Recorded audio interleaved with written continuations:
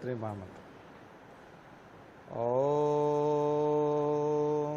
भूर्भुवः स्वः तत्सवितुर्वरेण्यं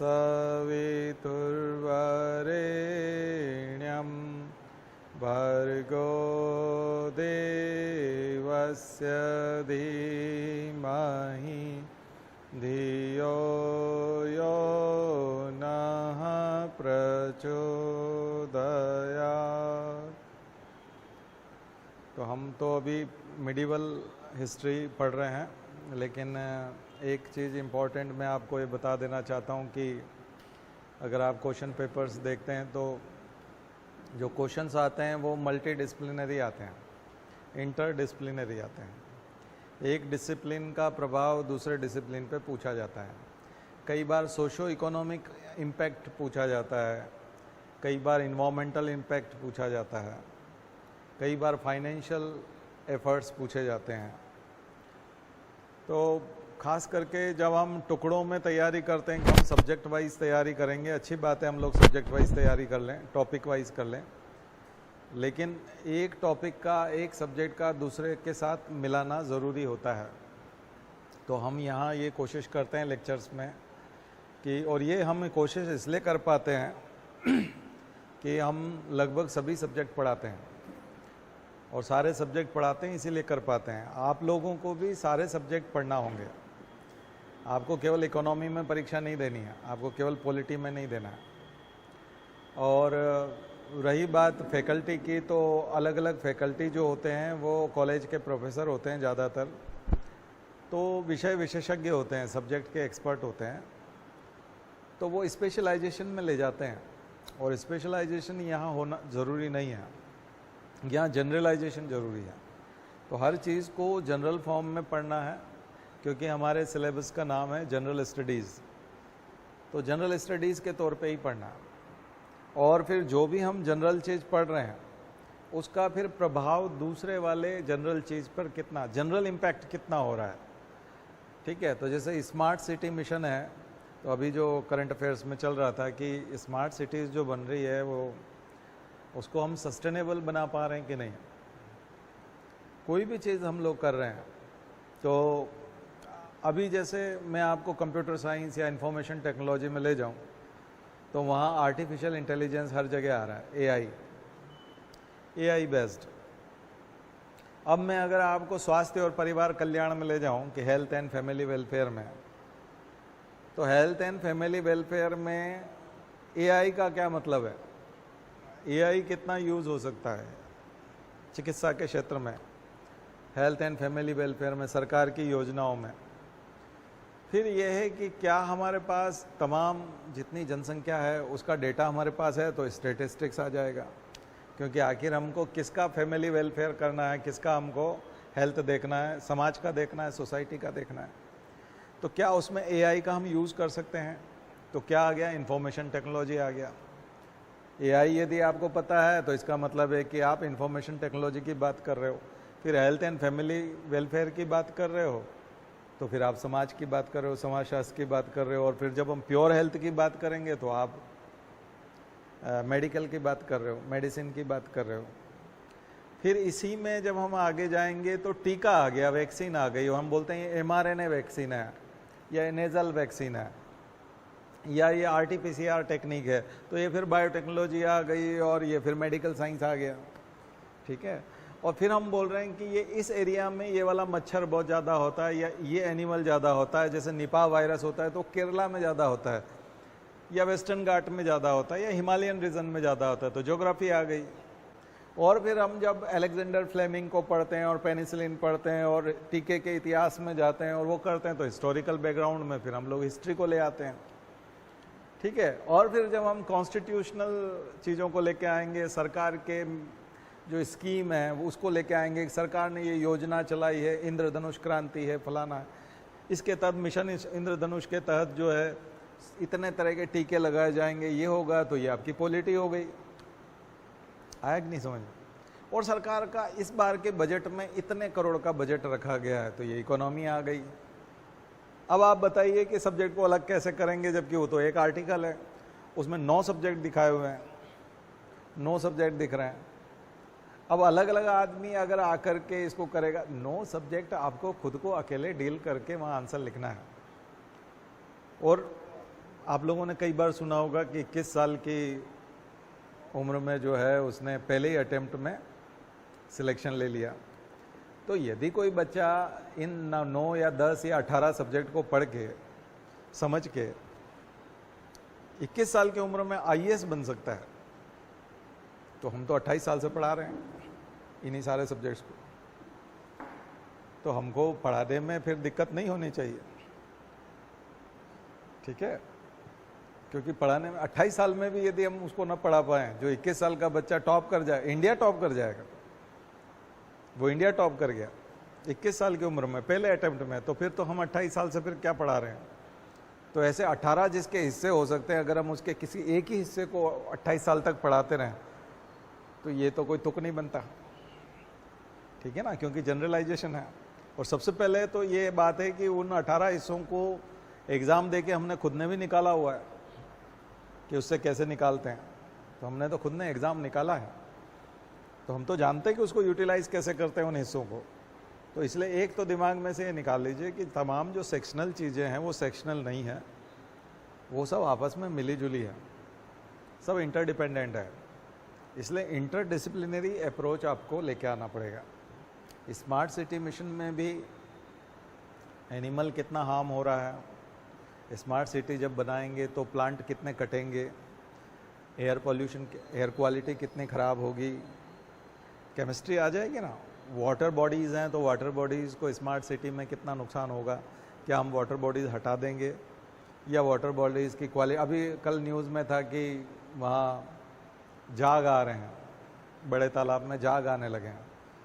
तो बारिश के दिनों में जब नया पानी आ रहा है और रोज़ रिप्लेनिश हो रहा है, पुराना पानी जा रहा है, नया पानी आ रहा है, एक्सचेंज हो रहा है, एक तरफ आप डैम के गेट भी खोलते हो थोड़े थोड़े दिन में, तो जाग कहाँ से आ गए। ये खतरे की घंटी है, कोई गर्मी के दिन थोड़े हैं या ठंड के दिन थोड़े हैं कि पानी की आवक नहीं है। अभी तो पानी का एक्सचेंज है ना, ऐसे में जाग आ रहे हैं, मतलब आपने वाटर क्वालिटी कितनी ख़राब कर ली है। तो ये तो हेल्थ इंडिकेटर है, वाटर का हेल्थ इंडिकेटर है कि वाटर की हेल्थ कितनी ख़राब है। ऐसे ही एयर क्वालिटी ख़राब है, यानी एयर की हेल्थ ख़राब है। तो फिर स्मार्ट सिटी मिशन यूँ तो देखा जाए तो अर्बन डेवलपमेंट का काम है, लेकिन यहाँ बायोलॉजी आ गई ना, बायोलॉजिकल इंडिकेटर्स आएंगे, केमिकल इंडिकेटर्स आएंगे, फिजिकल वाटर क्वालिटी जो फिजिकली आप वहाँ जा कर के ऑब्जर्व कर रहे हो, आँखों से जो देख पा रहे हो कि वहाँ जलकुंभी आ गई है, वाटर हाइसेंथ आ गया है, वाटर क्वालिटी ख़राब हो गया है। तो ये सारी चीज़ें यदि आप ऑब्जर्व कर पा रहे हो तो यही तो आपको एडमिनिस्ट्रेशन में जा कर के करना है ना, हर फन मोला तरीके से यही करना है। आपको जैकब ऑल्ट्रेट बनना पड़ेगा, क्योंकि कलेक्टर ही तो करेगा अधिकांश चीज़ें, या फिर आप नगर निगम कमिश्नर होंगे तब करेंगे, है ना, या फिर आप सेक्रेटरी होंगे तब करेंगे। तो इसी एक बात में केवल स्मार्ट सिटी मिशन का एक निश्चित बजट मिलेगा आपको, गवर्नमेंट की ये स्कीम है, इसलिए एक पॉलिटी है।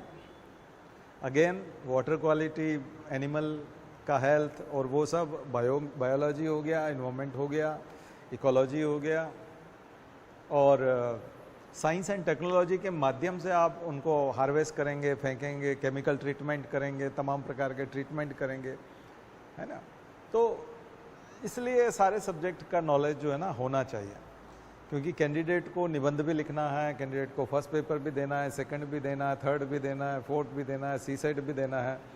तो उस आदमी को ये सब जंप करना सिखाएगा कौन? एक सब्जेक्ट से दूसरे सब्जेक्ट में आप डील कैसे करेंगे, ये कौन सिखाएगा? वो खुद ही नहीं करता टीचर, तो कैसे सिखाएगा वो कि ऐसे जंप करो। मैंने अभी थोड़ी देर में, इतनी देर में बोला तो आपको पता लगा होगा कि कितने सब्जेक्ट्स को एक साथ डील किया जा सकता है, और क्वालिटी बहुत अच्छी हो तो बहुत अच्छा हो सकता है। तो हम मिडिवल हिस्ट्री को कैसे यूज़ कर सकते हैं? तो मिडिवल हिस्ट्री में राजा भोज ने जो तालाब बनाया, अब राजा भोज ने बनाया तो ये मिडिवल हिस्ट्री वाले ने बनाया ना, तो राजा भोज तो मिडिवल हिस्ट्री आ गया। तालाब बनाने की परंपरा देखो तो ऋग्वेद में सरोवर शब्द है, सरोवर, तालाब, पौंड। तो सरोवर शब्द आपको युधिष्ठिर के वहाँ महाभारत में मिलेगा कि वो सरोवर में यक्ष और युधिष्ठिर के जो प्रश्न है वो सरोवर के पास रहता था। इसका मतलब तालाब वाली चीज़ जो है आपको एंशंट हिस्ट्री में भी मिल रही है, हमारी माइथोलॉजिकल स्टोरी में भी है। और तालाब अब आप देखिए कि ऋग्वेद से लेके अभी तक तमाम जगहों पर आपको तालाब, और ये तालाब किसने बनाया? मिडिवल वाले ने बनाया। राजा भोज किस में थे? मिडिवल हिस्ट्री में थे। तो हिस्ट्री का भी रिलेशन आपको दिखाई पड़ रहा है, तब जाकर के आपको समझ में आएगा। और समग्रता में, यानी उसी एक पेज में मुझे लगता है आदमी 15-16 सब्जेक्ट लिखता है, और अगर वो नहीं लिखेगा तो क्वालिटी नहीं आएगी आंसर की, ठीक है। 15-16 सब्जेक्ट वो लिखता है अपना ज्ञान के आधार पे। 11वीं शताब्दी के राजा भोज ने ये लगाया, और वही साइंस टेक और इन्वायरमेंट इकोलॉजी करने लगा है ना, वो सब चीज़ें होने लगती है। खैर, तो चलिए अभी तो हम लोग इसकी बात करें। मैंने इंटरडिसिप्लिनरी मल्टीडिसिप्लिनरी की बात इसलिए की कि मैं इसकी प्रैक्टिस शुरू से करता था, क्योंकि मैंने जब कोचिंग शुरू किया तो मैं खुद निकाल चुका था। स्टेट सर्विस निकालने के बाद जब मैं तहसीलदार हो गया स्टेट सर्विस में, तो फिर मेरे पास लोग आए कि आप तो सिलेक्ट हो गए। मैंने कहा पता नहीं हम कैसे सिलेक्ट हो गए, बाकी हमको कुछ ज़्यादा आता नहीं है इसमें। बोले नहीं, आप पढ़ाइए, हम आपको फ़ीस देंगे। तो हमने फ़ीस के लालच में पढ़ाना शुरू कर दिया उस समय में कि चलो फ़ीस मिलेगी। तो बहुत सारे लोग आ गए, बोले, और हमने फिर यूपीएससी देना शुरू किया, तो यूपीएससी भी निकल गया। तो इसका मतलब ये था कि हम जो पढ़ रहे थे वो सही था, क्योंकि हम जो हमारा पढ़ने का जो तरीका था वो बिल्कुल सही था, क्योंकि हम जो पढ़ रहे थे उससे एग्ज़ाम भी निकल रहा था, और उसी को हम बच्चों को पढ़ा रहे थे, और उसी से बच्चों के एग्ज़ाम भी निकल रहे थे। तो हमने ये 28-29 साल पहले ये तरीका ईजाद किया था कि सब कुछ पढ़ना है और सब कुछ पढ़ाना है। जितना कुछ है वो सब पढ़ना है। जो भी एक सिविल सर्वेंट को तैयारी करने के लिए, आईएएस की तैयारी करने के लिए, स्टेट सर्विस की तैयारी करने के लिए पढ़ाई करनी चाहिए, वो आपको पढ़ना चाहिए, और फिर उसको पढ़ाना भी चाहिए। तभी उनका सिलेक्शन होगा, क्योंकि आपका तो हो गया तो फिर उनका भी इसी से होगा। तो ये फार्मूला काम कर गया, और इतने सालों तक लगातार हम ये काम करते आए। तो अभी कुछ लोग दिल्ली में और इधर उधर बहुत कोशिश कर रहे हैं कि हम सारा सब्जेक्ट पढ़ा लें, लेकिन वो अब कोशिश कर रहे हैं, यानी 20 साल 25 साल तो वो एक सब्जेक्ट पढ़ाते रहे, और अब वो सोच रहे हैं कि अब हम सारा सब्जेक्ट पढ़ा लें। अच्छा हाँ, मूल सब्जेक्ट जो होता है, जो जिसको बाद में पढ़ने में बहुत दिक्कत आती है, वो आता है बायोलॉजी और इन्वायरमेंट इकोलॉजी, क्योंकि उसमें टर्मिनोलॉजी बहुत होती है। वो मेरा मूल सब्जेक्ट था, मेरा एमएससी भी था, ग्रेजुएशन भी था, और मेरा पीएचडी भी है। तो वो मेरा मूल सब्जेक्ट था, जो सबसे बाद में पढ़ने में बहुत दिक्कत आती है। बाकी हिस्ट्री, पॉलिटी, इकोनॉमी, इनको कभी पढ़ा जा सकता है, किसी भी उम्र में तैयार किया जा सकता है। तो वो भी हमने बहुत कम उम्र में, 25 से छोटी छोटी उम्र में सब तैयार कर लिए थे, और अच्छी तरह से नोट्स भी बना लिए थे उनके। तो अब आप जो है हमसे पुराने जितने हमारे लेक्चर पीछे की तरफ जाएंगे, और जितने आप लेक्चर सुनते जाएंगे, आपके कॉन्सेप्ट क्लियर होते जाएंगे, क्योंकि अलग अलग सब्जेक्ट पे हमने इंटरडिसिप्लिनरी अप्रोच से पढ़ा रखा है। अब आपको एकमात्र उन यूट्यूब के लेक्चर में एक ही चीज़ जोड़ना बाकी रहेगी, करंट अफेयर्स। इस साल का करंट अफेयर्स जोड़ना है बस, इसके अलावा और कुछ भी नहीं जोड़ना, ठीक है। करंट अफेयर्स में पिछले 3-4 सालों में 1000 से ज़्यादा टर्म्स काम करने लगती है, 1000 से भी ज़्यादा टर्म्स आती हैं, नई टर्म्स आती हैं। तो इसलिए पुराना करंट अफेयर्स काम नहीं करता, ध्यान रखें। हर साल कम से कम 500 नई टर्म आ जाती हैं, 500 के आसपास बिल्कुल नई टर्म होती हैं अलग अलग सब्जेक्ट में, जो पहले नहीं थी। कुछ एक्रोनिम होते हैं, कुछ टर्म्स होती हैं, वो जब नए जुड़ते हैं तो उससे फिर 5 साल अगर कोई करंट अफेयर्स छोड़ दे तो उसके पास ऐसी कम से कम 2,500-3 हज़ार नई टर्म्स होंगी। उसकी वजह से वो अपने आप को अनपढ़ मानने लगेगा। तो हम हर साल करंट अफेयर्स पढ़ते हैं और पढ़ाते हैं, और वो जो 500-600 नई टर्म्स आती हैं उसको अपने लेक्चर में जोड़ते हैं। पर अब इस साल हम कितना जोड़ पाएंगे, कितनी क्लासेस ले पाएंगे, तो ये आपको पैरेलल में 2 काम करने हैं। एक तो न्यूज़पेपर पढ़ने हैं और एक मंथली मैगजीन पढ़ना है, और एक जिस्ट जो बताते रहते हैं, मैंने आपको बताया था न्यूज़ चैनल के माध्यम से, या कई सारे कोचिंग वाले बताते हैं एनालिसिस करके, उनको भी आप सुन सकते हैं। क्योंकि करंट अफेयर्स के मामले में कोई भी गलत नहीं बताएगा क्योंकि वो ट्रांसलेशन कर रहा होता है, वाकई में वो ट्रांसलेशन कर रहा होता है। हिंदी अगर आप सुनेंगे तो इंग्लिश के जो न्यूज़पेपर हैं उनका ट्रांसलेशन बर है, और उसने टू द पॉइंट आपको एक तरह से एक्सप्लेन करके समझा दिया, तो उसका फ़ायदा उठाइए। ठीक है, एक डायरी बनाइए, नोट्स बनाइए, ओपन एंडेड नोट्स बनाइए। जो भी नोट्स बनाए वो 2 पेज के हिसाब से बनाना है, लेकिन आपको आधा पेज आज लिखना है, 1.5 पेज खाली रखना है। 1.5 पेज खाली रखना है ताकि अगले महीने उसी से जुड़ा हुआ फिर से, जैसे जम्मू कश्मीर में इलेक्शन चल रहा है, तो अभी इस महीने इलेक्शन की खबरें, इलेक्शन की तैयारी से संबंधित है ना। अभी जब इलेक्शन चल रहा होगा तो इलेक्शन की खबरें रहेंगी, फिर उसके बाद इलेक्शन हो जाएगा तो रिजल्ट्स आ जाएंगे, तो फिर उसकी खबरें रहेंगी। तो आधा पेज तीनों तरह की खबरों का हो जाएगा। और फिर साल के आखिरी में जाते जाते अब नई सरकार ने कैसे काम किया उसका हो जाएगा, तो 2 पेज का अच्छा जम्मू कश्मीर का नोट्स हो जाएगा। तो कैसे नोट्स बनाना है आपको? ओपन एंडेड नोट्स बनाना है। ठीक है, तो एक तो ये बात आपको बतानी थी, इंटरडिसिप्लिनरी वाली हो गया, मल्टी डिसिप्लिन। अब हम चलते हैं वापस मिडिवल का होमवर्क का मैं आपको देता हूँ। मिडिवल का होमवर्क हम लोग यहाँ से शुरू करते हैं, इस्लाम के उदय से। देखिए, इस्लाम का उदय और इस्लामिक लोगों का आक्रमण, ये दोनों जुड़ा हुआ है। इस्लाम की मूल शिक्षाओं में आक्रमण नहीं है, मूल शिक्षा जो कुरान है उसमें नहीं है, लेकिन बाद के जो व्याख्या करने वाले थे, इस्लामिक स्कॉलर जो भी थे या जिसने भी धर्म की व्याख्या की, उन्होंने आक्रमण को उचित बताया।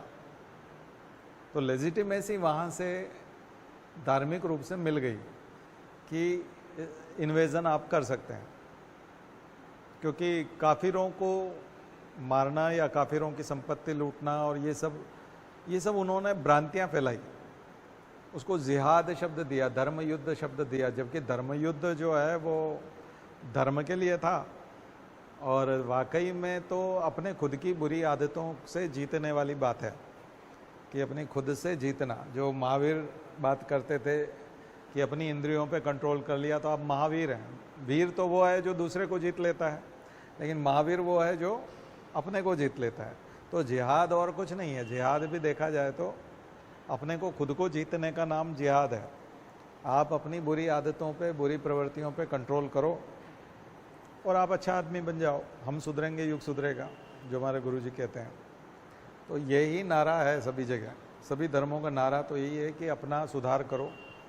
लेकिन इस्लाम से उन्होंने लेजिटिमेसी ली, आक्रमणकारियों ने। उनको लगा कि हम, जबकि वो खुद की अय्याशी के लिए, खुद के स्वार्थ के लिए, खुद को धन इकट्ठा करने के लिए जा रहे थे, लेकिन सहारा लिया कि नहीं, हम धर्म प्रचार के लिए, हम धर्म को फैलाने के लिए जा रहे हैं और हम लोगों को इस्लामिक बनाएंगे। ठीक है, तो ज़बरदस्ती किसी को इस्लामिक बनाने से कोई मतलब नहीं था, लेकिन उन्होंने वो काम धर्म के नाम पे किया।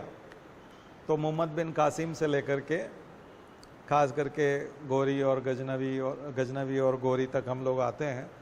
तो यहाँ आपको ये ध्यान रखना है कि बड़े परिवर्तन क्या क्या हैं।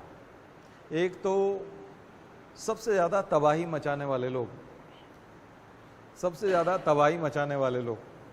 तो इतिहास में जो 2 तरह के तबाही मचाने वाले लोग थे, एक संगठित तरीके से आने वाले और तबाही मचाने वाले। तो संगठित तरीके से यानी कि सेना का संगठन करके फिर आते थे और फिर हमारे यहाँ के राजाओं से बातचीत भी करते थे कि कौन कौन हमारा सुजरेंट बनेगा और कौन कौन सरेंडर करेगा और कौन हमारा साथ देगा और कौन नहीं देगा। इस तरह की बातचीत होती थी, दूत भेजते थे और इस तरह से सबको पता रहता था कि अब चूंकि बात नहीं बनी है इसलिए आक्रमण होगा। तो ऐसे लोग थे गजनवी और गौरी, इस प्रकार के आक्रमण करने वाले लोग थे गजनवी और गौरी। और गजनवी ने 17 बार सोमनाथ के मंदिर को लूटा, आक्रमण किया, है सबको पता है आपको। फिर गौरी वाली कहानी आती है तो उसमें पृथ्वीराज चौहान एपिसोड आएगा, है ना, जयचंद वाला आएगा। तो ये सब आपको, तो अब आपको 2 हिस्सों में इसको पढ़ना है। एक तो आक्रमणकारी, जिनको सामान्यतः जो हमारे यहाँ जो राजा थे, वो लोग हिंदू राजा थे, वो इनको आने वाले आक्रमणकारियों को म्लेच्छ कहते थे। मलेच्छ का आक्रमण होता था, मलेच्छों का आक्रमण, तो उनको मलेच्छ कहा जाता था। मलेच्छ सामान्यतः एक तरह से शूद्र लोगों के लिए एक यूज़ किया जाता था शब्द। तो मलेच्छों का आक्रमण जो हमारे धर्म को भ्रष्ट, मलेच्छ इसलिए भी बोलते थे कि वो धर्म भ्रष्ट करते हैं, धर्म को भ्रष्ट कर देते हैं, तो इसलिए धर्म भ्रष्ट करने वाले मलेच्छ का आक्रमण हमारे ऊपर होता है। और इसके लिए मिहिर भोज जैसे राजा और भी, तो आपको स्थानीय राजाओं की एक पूरी श्रृंखला पढ़नी पड़ेगी। हमारे यहाँ जो स्थानीय राजा थे, जैसे खजुराहो में यहाँ पर चंदेल राजा थे, चंदेल राजा तो बाद में आए, लेकिन जैसे कि मुख्य जो 4 वंश थे, परमार वंश था, ठीक है, और चाहमान वंश था, चौहान वंश था, ठीक है, गढ़वाल वंश था। 4 तो प्रमुख वंश में गढ़वाल नहीं आता, एक चाहमान आता है, एक चालुक्य आते हैं, चालुक्य सोलंकी कहलाते हैं, और एक प्रतिहार राजा आते हैं, प्रतिहार, तो मिहिर भोज प्रतिहार राजाओं में से हैं, ठीक है। तो एक तो मुख्य राजाओं, राजपूत राजा और जो हमारे स्थानीय राजा हैं, उनके आपको डायनेस्टी पढ़नी पड़ेगी कि उस डायनेस्टी में अब यहाँ आपको किस राजा ने क्या क्या चीज़ें ख्याल रखना है कि कौन से राजा ने क्रोनोलॉजी में वो कैसे आता है, कौन किसका पिता है, तो आपको डायनेस्टी पढ़ना है। एक तो उनका सीक्वेंस पढ़ना है, दूसरा अगर कोई लंबे समय तक शासनकाल करता है, तो लंबे समय तक शासनकाल करता है तो निश्चित रूप से उसके समय में निर्माण खूब होते हैं। तो एस्पेक्ट समझ लीजिए, यहाँ से एस्पेक्ट आएगा एक पहला वाला, वो आएगा आर्ट एंड कल्चर। पहला एस्पेक्ट तो आपका हमेशा, चाहे मेडिवल हो, चाहे एंशिएंट हो, चाहे मॉडर्न हिस्ट्री हो, तीनों प्रकार की हिस्ट्री में पहला एस्पेक्ट जो आप लेके आएंगे वो आएगा art and culture. Art and culture, art में उस समय में हम बहुत ज़्यादा म्यूज़िक में और उन चीज़ों में उतना नहीं जाएंगे, लेकिन स्कल्पचर, मूर्ति कला और मंदिर निर्माण कला, ये आर्ट में आएगा। मूर्ति कला और मंदिर निर्माण कला। कल्चर वाले में जो सीधी सीधी चीज़ें आएंगी, उसमें खास करके क्योंकि स्थापत्य वाला बात नहीं है, इसलिए वहाँ पर आएगा लिटरेचर, सबसे बड़ा आएगा लिटरेचर। और एक और चुनौती होती है मिडिवल हिस्ट्री में, जो चुनौती एंशिएंट हिस्ट्री में और ज़्यादा थी, वो थी ऑथेंटिसिटी की, कि कितना ऑथेंटिक है, प्रामाणिक कितना है। तो प्रामाणिकता के लिए 4 चीज़ें होती है, 4 या बल्कि 5-6 चीज़ें होती है। तो प्रामाणिकता के लिए पहली जो चीज़ होती है वो होती है लिटरेरी सोर्सेज, साहित्यिक स्रोत। पहली जो चीज़ होती है वो साहित्यिक स्रोत। तो जो भी राजा के बारे में आप बात करेंगे, जिस भी डायनेस्टी के बारे में बात करेंगे, सबसे पहले उस राजा या उस डायनेस्टी के ज़माने का साहित्य कौन सा है, कौन सा साहित्य है, कौन कौन सी बुक्स उस समय में लिखी गई, तो उनकी लिस्ट आपको पक्का पता होना चाहिए। कई बार राजा खुद लेखक हैं, राजा के दरबार में कोर्ट पोएट है, दरबारी कवि है, राजा ने किसी लेखक को संरक्षण दिया है, किसी ने राजा की पूरी ऑटोबायोग्राफी लिखी है, यानी राजा की आत्मकथा लिखी है, राजा की ज़िंदगी के बारे में लिखा है, तो चरित्र शब्द होता है। या फिर रासो, पृथ्वीराज रासो लिखा था जैसे चंद बरदाई ने, है ना, ऐसे ही कई जगह पर कुछ चरित्र लिखा रहता। हर्ष चरित्र, हर्षवर्धन के बारे में लिखा था बाण भट्ट ने, हर्ष चरित्र, या तो चरित्र लिखा रहता है या रासो लिखा रहता है, उसके गुणगान में होता है, उसके बारे में होता है। तो एक तो साहित्य जिसको संरक्षण दिया उसका, दूसरे नंबर पर आता है उस समय के इंस्क्रिप्शंस, बहुत महत्वपूर्ण है इंस्क्रिप्शंस। कागज का आविष्कार नहीं हुआ था, कागज का आविष्कार चीन में पहली शताब्दी में हुआ। चीन में पहली शताब्दी में कागज बना, 1200 आते आते भारत में कागज आ गया था, लेकिन इतना पॉपुलर नहीं था। तो ज़्यादातर राजा लोग जो है वो भोजपत्रों पे लिखते थे और ख़ास करके पत्थर के ऊपर खुदवा देते थे, तो उसको बोलते थे पिलर इंस्क्रिप्शन या रॉक इंस्क्रिप्शन। ऐसे ही कोई रॉक पड़ी हुई है, उसके ऊपर उन्होंने अपने बारे में, अपनी जीत के बारे में या अपने शासन के बारे में, वो क्या पसंद करते हैं नहीं पसंद करते हैं, उसको लिख देते थे। तो उसको हम लोग रॉक इंस्क्रिप्शन कहते हैं, ठीक है। और शिलालेख, हिंदी में बोलें तो शिलालेख। दूसरी तरफ पिलर इंस्क्रिप्शन, स्तंभ लेख, है ना, या फिर कॉपर प्लेट, ताम्र पत्र, तो उसको कॉपर प्लेट बोलते हैं, तो कॉपर प्लेट पे भी लिखवा देते थे। अगला एक पॉइंट आता है कॉइन्स, बहुत इंपॉर्टेंट है। कॉइन्स की शुरुआत अच्छी खासी हो गई थी, मौर्याज में भी कॉइन्स थे, गुप्ताज में तो बिल्कुल गोल्डन पीरियड आ गया था, है ना। तो फिर मिडिवल में तो कॉइन्स थे ही, और मुसलमान जब तक नहीं आए थे उससे पहले के कॉइन्स जो हैं वही हैं, हिंदू वाले कॉइन्स थे, जिसमें गॉड और गॉडेसेस के पिक्चर होते हैं, एक वन साइड और अनदर साइड उसके डिस्क्रिप्शन होता था राजा का, और उसका फेस वैल्यू लिखी रहती थी कि कितने की है। स्टडी ऑफ कॉइन्स कहलाता है न्यूमिज्मेटिक्स। मैंने आपको बताया था father of numismatics who was James Prinsep. James Prinsep वो भी प्यूपिल था एक तरह से किसका, विलियम जोन्स का। कौन था विलियम जोन्स? हाँ, एशियाटिक सोसाइटी ऑफ बंगाल। तो ये सब आपको यहाँ पे भी थोड़ा थोड़ा ध्यान देना है। तो कॉइन्स जब मुसलमान आएंगे तो फिर टका, जीतल और ये इस तरह के जो है सिक्के शुरू हो जाएंगे। कॉइन्स सोने के भी होंगे, चांदी के भी होंगे, ठीक है। तो सिक्के, कॉइन्स। इसके अलावा ट्रेवलर्स अकाउंट।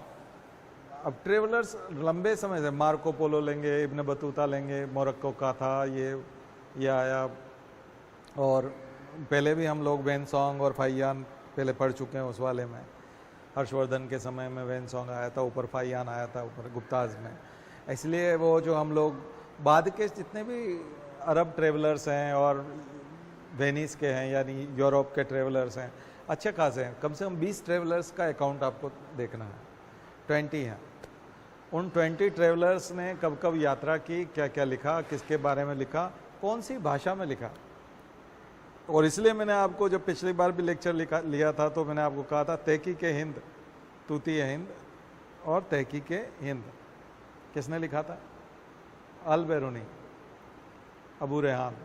वो बहुत बहुत इम्पॉर्टेंट ग्रंथ है, क्योंकि वो न केवल भारत के बारे में बताता है बल्कि भारत के राजाओं के बारे में या इसके बारे में बात करता है, बल्कि वो भारत की ज्योग्राफी के बारे में भी बात करता है। तो ट्रेवलर्स अकाउंट इतना सारा मिलकर के, चूंकि वो समय की हिस्ट्री है, तो यहाँ से आपके नोट्स की शुरुआत होनी चाहिए। वैसे मैं आपको सजेस्ट करूँगा कि आपको एंशिएंट हिस्ट्री का तो नोट्स बना लेना चाहिए, लेकिन मिडिवल हिस्ट्री का नोट्स नहीं बनाना चाहिए, क्योंकि मिडिवल हिस्ट्री काफ़ी लंबी चौड़ी है और नोट्स लगभग 300 पेज का जाएगा और वो टाइम वेस्ट है। उसको आप अंडरलाइन करके रीड करिए, कोई भी नोट्स डाउनलोड करिए मिडिवल हिस्ट्री का, उसको प्रिंट निकालिए उसका और उसको अंडरलाइन करते हुए ख़त्म कर दीजिए उसको, बस ख़त्म। क्योंकि अगर उसको आप हाथ से नोट्स बना के लिखेंगे तो आर्ट एंड कल्चर का क्वेश्चन आ सकता है। बस आर्ट एंड कल्चर का क्वेश्चन मतलब जो मस्जिद हैं, इस्लामिक वास्तुकला है, ब्रिटिश वास्तुकला है या इंडियन हिंदू वास्तुकला है, तो हमारा जो भारतीय सनातन वाला जो स्थापत्य है उनके बारे में आ सकता है। या फिर क्वेश्चन आएगा तो इस प्रकार का क्वेश्चन आएगा कि जो मुस्लिम में के अंदर जो सूफी परंपरा है, वो सूफी परंपरा किस हद तक भारत के ऋषि मुनियों और उपनिषदों के नज़दीक जाती है। तो भारतीय संत परंपरा को हम लोग भक्ति काल बोलते हैं। तो भक्ति काल में जिसमें सूरदास हैं, रैदास हैं, जिसमें कबीरदास हैं, तुलसीदास हैं, मीराबाई है, फिर उधर ज्ञानदेव हैं, मैंने तमाम जो आपको बताए थे जितने भी नाम, उनके साथ उनकी एक तरह से तुलना, उन सब में क्या समानता है और क्या असमानता है। और सूफी में दो हैं, सूरावर्दी और ख़ास करके दूसरे कौन थे? चिश्तिया। तो चिश्ती और सूरावर्दी। तो चिश्ती जो हैं वो पूरी तरह से हिंदू फिलॉसफी के ऊपर आधारित हैं। तो ऐसा क्वेश्चन आ सकता है। तो उसके लिए तो आपको 10 पेज सूफियों के पढ़ लीजिए, 10 पेज भक्ति काल का पढ़ लीजिए, फिर देखिए कि उसमें दोनों में क्या क्या तुलना हो सकती है। तो बहुत अच्छी तुलना आपको मिलेगी। तो सूरावर्दी को अलग निकाल दीजिए क्योंकि वो कट्टर होते थे। सूरावर्दी सिलसिला जो था वो कट्टर था। सूफी सिलसिले में जो चिश्तिया सिलसिला था वो बिल्कुल हिंदू संतों जैसा था। हिंदू संत जैसे दूसरों का आदर करते हैं, खड़े होकर के प्रणाम करते हैं, सूफी संत जो होते थे वो भी खड़े होकर के दूसरों से प्रणाम करते थे। और हिंदुओं का अपने खानका में, खानका मतलब आश्रम, अपने आश्रम में एक तरह से वो उनका स्वागत करते थे। एक चीज़, शाकाहार करते थे और शाकाहार फैलाते भी थे, शाकाहार की बात करते थे। तो वेजिटेरियनिज्म, तो वेजिटेरियन थे और वेजिटेरियन बनने को कहते भी थे।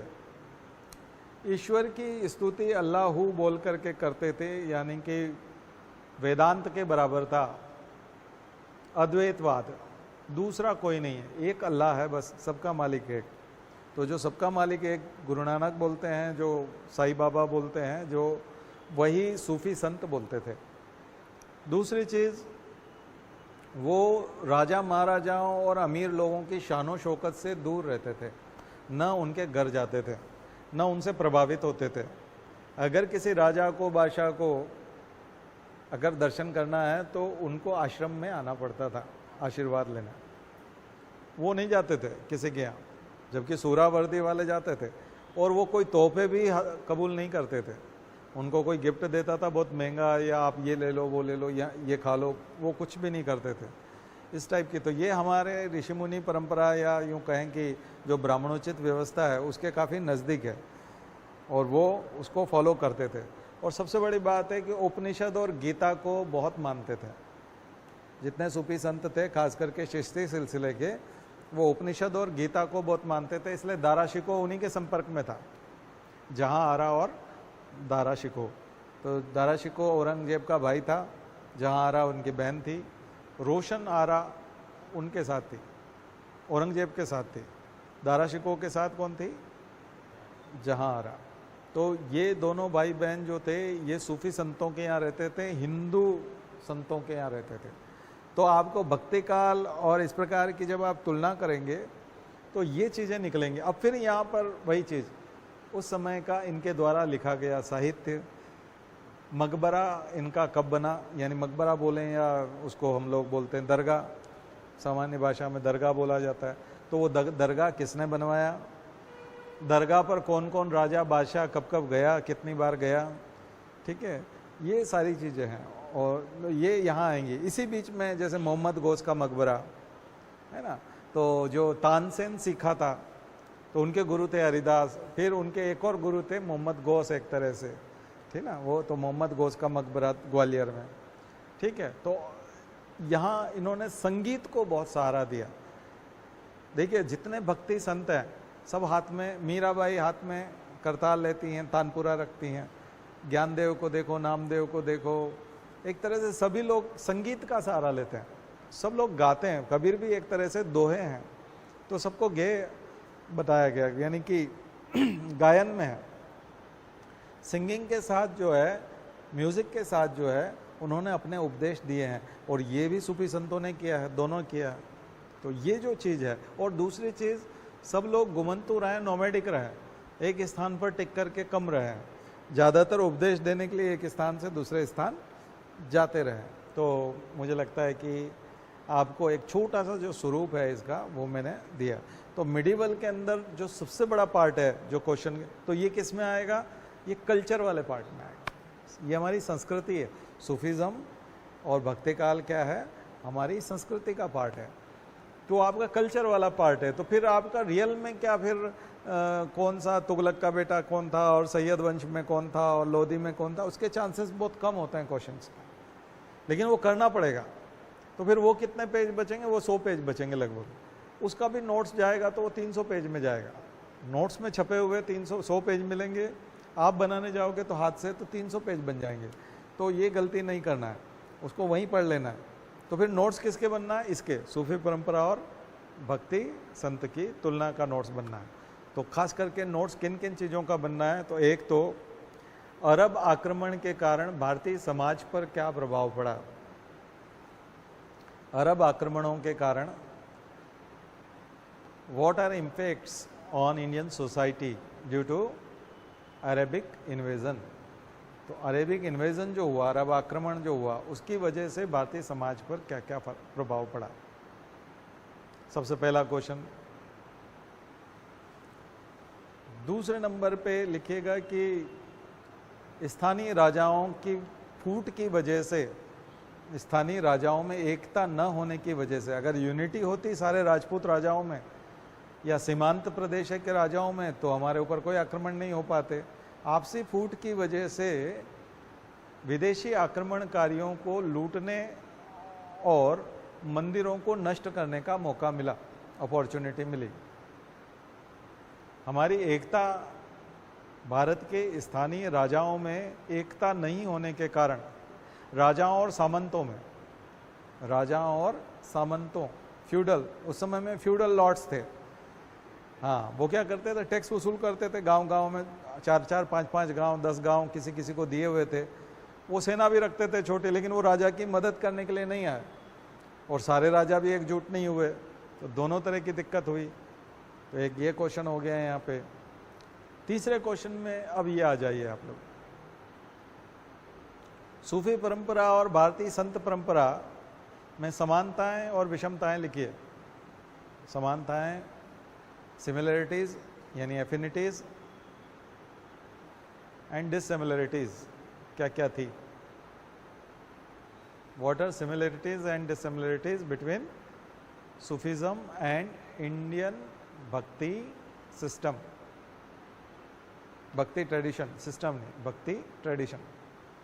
तो भक्ति ट्रेडिशन, भारतीय भक्ति ट्रेडिशन में और भारतीय भक्ति परंपरा में और सूफीज्म में क्या क्या समानताएं और असमानताएं थी। ठीक है, ज़्यादातर तो कॉमन ही था। ठीक है, तो ये हम मुगल काल से पहले पहले की काफ़ी चीज़ें लिख लेंगे। फिर लिखिए, प्रारंभिक सल्तनत कालीन राजाओं ने, शुरुआती जो अर्लियर जो सल्तनत, खलीफा नहीं बोलेंगे, सल्तनत, सुल्तान या सुल्तान ही बोलेंगे। बादशाह शब्द जो है मुगल के यहाँ से शुरू होता है, पहले वाले को सल्तनत काल में सुल्तान कहा जाता है। तो जो सुल्तान थे उन्होंने नगर निर्माण को प्रोत्साहन दिया, सिटी फॉर्मेशन, नए नए सिटीज़ बनाए थे। फिरोज़ाबाद बनाया था, दिल्ली का फिरोज शाह कोटला बनाया था फिरोज तुगलक ने, है ना। तो हिसार बनाया था। तो बहुत सारे नए, हरियाणा में, यूपी में बहुत नए नए शहर बनाए गए। यहाँ तक कि सिकंदर लोदी ने आगरा की स्थापना की, आगरा बनाया। तो आप ये सब शासकों का आप देखेंगे, बाबर आया तब तक काफ़ी शहर बन चुके थे। तो ये शहरों की स्थापना की, नए नए शहर बनाए।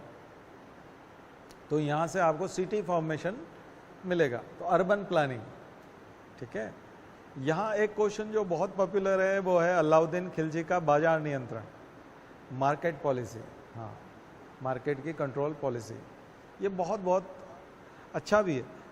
अलाउद्दीन खिलजी में भी कई सारी बुराइयां थी, ऐसा नहीं है कि वो बहुत अच्छा भला आदमी था।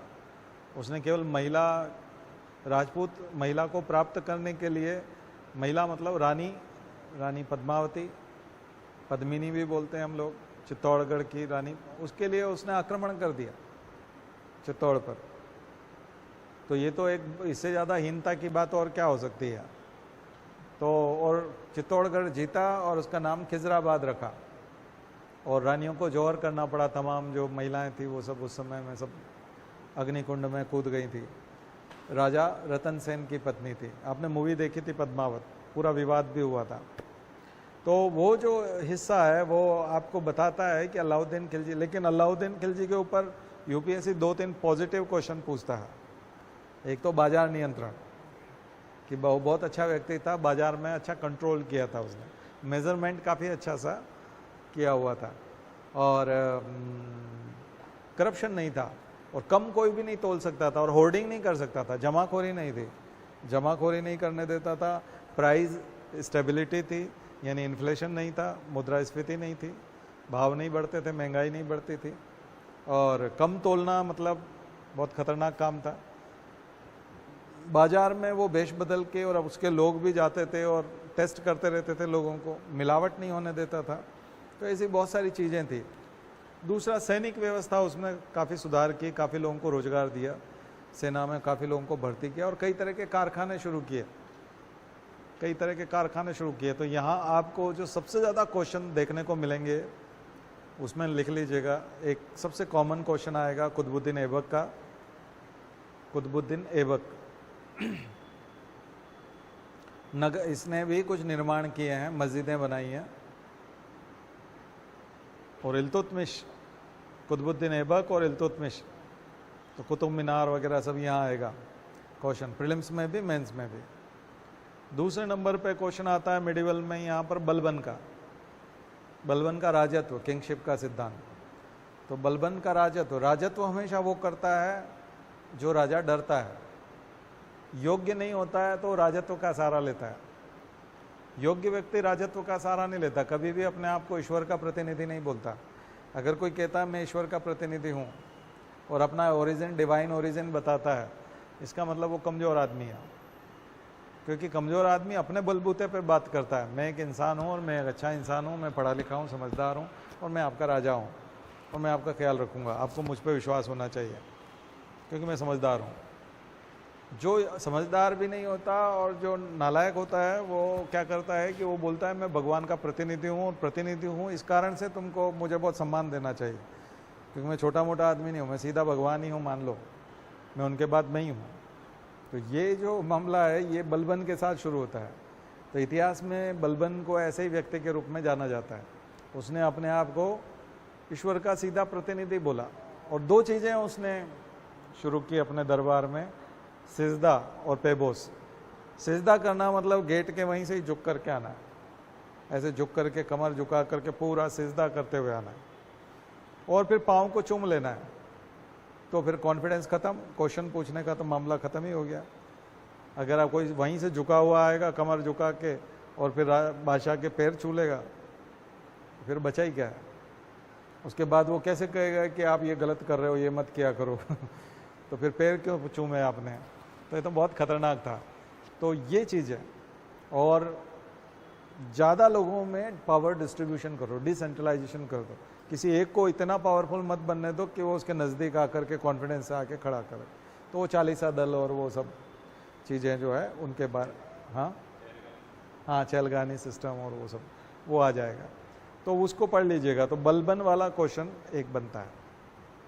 दूसरा अभी आपको अलाउद्दीन खिलजी बता दिया। एक क्वेश्चन रजिया सुल्तान के बारे में बनता है, इल्तुतमिश के वहीं पे मैं भूल गया। रजिया सुल्तान के बारे में इसलिए बनता है कि रजिया एक महिला भी है, मुसलमान है। मुसलमान होना और महिला होना मतलब अपने आप महिलाओं को कोई भी इतनी छूट मुसलमान देते नहीं, वो पर्दा प्रथा में विश्वास रखते हैं, छुपा के रखते हैं। और महिलाओं को सेकंड ग्रेड का ही नागरिक माना जाता है इस्लाम के हिसाब से, उनको प्राथमिकता नहीं दी जाती। इल्तुतमिश ने अपनी बेटी को काफ़ी हद तक लड़कों की तरह ही पाला पोसा और बड़ा किया और हिम्मत दी और उसको प्रशासन में मौका भी मिला। तो एकमात्र महिला सुल्तान है पूरे इतिहास में। तो इसलिए और उसने सुल्तान की तरह काम भी किया, हालांकि वो असफल रही कई मामलों में। तो उसके लिए कोई मूवी और उसमें जाने की ज़रूरत नहीं है, बहुत ज़्यादा मूवी वगैरह देखने की, लेकिन डॉक्यूमेंट्री एक आध आप देख सकते हैं रजिया सुल्तान के ऊपर। एक या दो अच्छी डॉक्यूमेंट्री आप उसके ऊपर देख लीजिए तो उससे आपका काम हो जाएगा, ठीक है ना। लेकिन रजिया सुल्तान का नोट्स 1.5 पेज में जाना चाहिए। बठिंडा का सरदार या वहाँ का गवर्नर या वहाँ का किलेदार अल्तुनिया, ठीक है। उससे बाद में उसने शादी की, पहले एक हबशी से शादी की थी, याकूत से, ठीक है। फिल्म में धर्मेंद्र ने उसका रोल किया है, याकूत वाला। बाद में अल्तुनिया का रोल जो है वो विजयेंद्र गाडगे ने किया है। विजयेंद्र गाडगे यहाँ के होलकर के वारिस हैं, इंदौर के। तो कभी जा कर के देखिए उनके बारे में, पढ़िए विकिपीडिया पे। MPPSC के हिसाब से इम्पोर्टेंट कैरेक्टर है विजयेंद्र गाडगे। उनकी मैटरनल साइड के हैं, यानी कि रानी देवी अहिल्याबाई के मल्हारराव होलकर और जो हैं तुकोजीराव होलकर, उनके फैमिली के ही मेंबर हैं, उनकी लड़की के बच्चे और कोई हैं। तो वो फिल्मी दुनिया में है, एक्टर है। तो उसने अल्तुनिया का रोल किया था। बुनियाद सीरियल में वो सबसे पहले आए थे, सबसे फर्स्ट सीरियल था इंडियन टेलीविज़न के हिस्ट्री में, बुनियाद। उसमें वो हुआ करते थे विजेंद्र गाडगे। और भी कई फिल्मों में, एक डॉक्टर की मौत, पूरे MY अस्पताल में ही वो शूट हो गया था, एक डॉक्टर की मौत। वो क्या, कौन सा एक वो फिल्म है, एक हॉस्पिटल के कमरे में और इधर बाहर, और उसी में ही पूरा शूटिंग हो गया, पूरा मूवी बन गया 3 घंटे का। उसमें भी वो है। तो पहले हम लोग जब एक बार जब संडे के दिन एकमात्र टीवी पे मूवी आती थी दूरदर्शन पे, तो हम उसका वेट करते थे, और उस बार वो आई तो उसमें पूरे बोर हो गए, बोले इस कमरे से बाहर कब निकलेगा इसका फिल्म। तो वो हम लोगों ने देखी थी तब, तो उसको देखिएगा। तो हमारे यहाँ के हीरो और हमारे यहाँ के फिल्मी कलाकार, टेलीविज़न कलाकार, क्रिकेटर, इन सब का MPPSC के हिसाब से एक अलग से नोट्स बनाइए। MP की पर्सनालिटीज़, प्लेसेस एंड पर्सनालिटीज़ का एक अलग से कॉपी बनाइए। तो आपको उनमें ये जा करके लिखना है, जो लोग MPPSC कर रहे हैं उनके लिए, और UPSC कर रहे हैं और अगर आप MP से हैं तो फिर इंटरव्यू के लिए बनाइए प्लेसेस एंड पर्सनालिटीज़, क्योंकि आपके भी काम का है। UPSC कर रहे हैं तब भी काम का है, क्योंकि आप MP से हैं इसलिए पूछा जाएगा, डीप में पूछा जाएगा। कई लोगों ने उनके साथ बात की होगी, चाय पी होगी, तो ऐसे लोग तो ज़रूर जानना चाहेंगे कि आप उनको जानते हैं कि नहीं। हमारे घर पे भी कोई गेस्ट आते हैं और उनको, आपको पता है 1000 लोगों के बारे में, उनको पता है 5 लोगों के बारे में, लेकिन वो उन 5 लोगों के बारे में पूछेंगे, ठीक है, क्योंकि वो उन्हीं को जानते हैं, उसके अलावा कुछ नहीं जानते। तो इंटरव्यू तो पूरा पूरा यही है कि वो क्या जानता है, उसने ज़िंदगी में क्या पढ़ा और क्या देखा, उसके ऊपर क्वेश्चन होंगे, है ना, उसी के ऊपर क्वेश्चन होंगे, क्योंकि उसके अलावा उसको कुछ नहीं पता। आपके यहाँ कोई अंकल आ जाए 55 साल के, 65 साल के हैं, आप तो 20 साल के हैं या 25 साल के हैं, लेकिन वो उनको 5 चीज़ें पता है, आपको 5000 चीज़ें पता है, लेकिन वो चुप करा देते हैं आपको, क्योंकि उम्र ज़्यादा है उनकी उम्र ज़्यादा है, और वो उसी को पूछेंगे, और उन 5 में से अगर 3 आपको नहीं आते तो आपको बोल देते हैं कि अगर ज़रा आपको पूछने के लिए बोल दिया जाए कि ज़रा आपको क्या क्या आता है हम पूछें। इंटरव्यू में आप ऐसा कर नहीं सकते। तो इंटरव्यू पूरा गेमबल है पूरा, ठीक है, और वो उसके ईगो को हर्ट भी नहीं करना है, ठीक है, वो 5 चीज़ों का स्वागत भी करना है। सर आपको बहुत ज़्यादा पता है, हमने बहुत सीखा आज, ठीक है।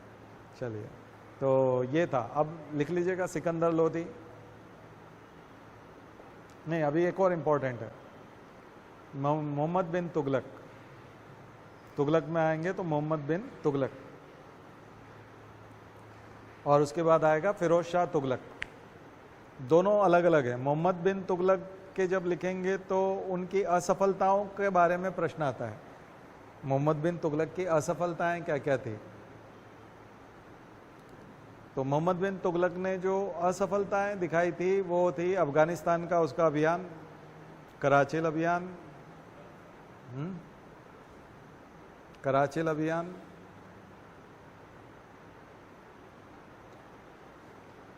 सांकेतिक मुद्रा जो उसने चलाई थी, तांबे के सिक्के चला दिए थे, राजधानी परिवर्तन,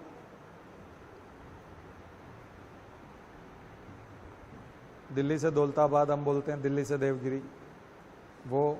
तो ये सारी जो उसकी असफलता है उसके बारे में एक तैयारी करना पड़ेगी आपको, उसका क्वेश्चन बनने की संभावना रहती है। फिरोज शाह तुगलक फिर नगर निर्माता, सिंचाई के लिए नहरें बनाने वाला, बाग बगीचे बनाने वाला, रोड बनाने वाला, एक निर्माता के तौर पे है।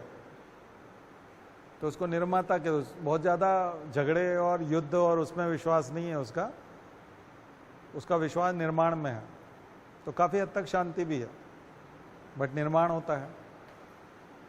और फिर आएगा इधर लोधी, और उसमें सबसे इम्पोर्टेंट है सिकंदर लोधी निर्माण के लिए। इब्राहिम लोधी का तो ज़्यादा इतिहास बचा नहीं, लेकिन सिकंदर लोधी, ठीक है। तो यहाँ तक। इसके बाद फिर रीजनल वाली चीज़ें आएंगी, वही बीदर, गोलकुंडा, अहमदनगर, ठीक है। तो आपको कुतुब शाही, ठीक है, निज़ाम शाही, ऐसी करीब 5 या 6 शाही हैं, तो उन सबको आपको लिखना है। तो ये होमवर्क के तौर पे है, तो रीजनल वाले जा कर के लिखिएगा। फिर हम मुग़ल साम्राज्य से कल करेंगे, ठीक है, और आगे का और भी बहुत कुछ बताएंगे। चलिए, शांति पाठ। तो ओम द्यौ शांति अंतरिक्षगुम शांति पृथ्वी शांतिरापः शांतिरौषधयः शांति वनस्पतयः शांतिर्विश्वे देवाः शांतिर्ब्रह्म शांति सर्वगुम शांति शांतिरेव शांति सामा शांतिरेधि। ओम शांति शांति शांति सर्वारिष्टासु शांतिर्भवतु। बोले गायत्री माता की, परम पूज्य गुरुदेव की, परम वन्या माता जी की। हम सुधरेंगे, हम बदलेंगे, एक बनेंगे। जन्म जहाँ पर, अन्न जहाँ का, ज्ञान जहाँ से, वह है प्यारा। देश की रक्षा कौन करेगा? मानव मात्र, नर और नारी, जाति वंश सब, भारत माता की, भारतीय संस्कृति की